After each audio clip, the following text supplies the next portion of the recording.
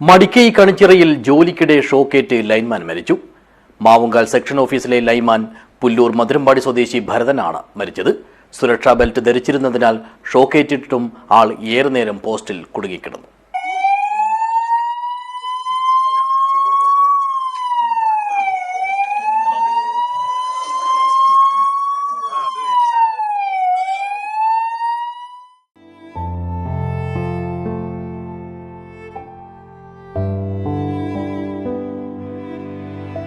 മടിക്കൈ കണിച്ചിറ പാലത്തിനടുത്ത് വെച്ചാണ് അതിദാരുണമായ അത്യാഹിതം നടന്നത്. വെള്ളിയാഴ്ച രാവിലെയായിരുന്നു സംഭവം.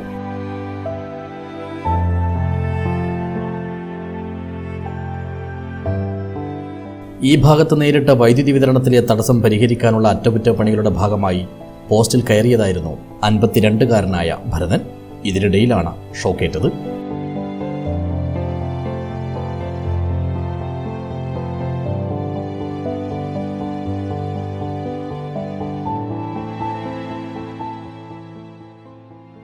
അരയിൽ സുരക്ഷാ ബെൽറ്റ് ഘടിപ്പിച്ചിരുന്നതിനാൽ ഏറെ നേരം ഭരതൻ പോസ്റ്റിൽ കുടുങ്ങിക്കിടന്നു.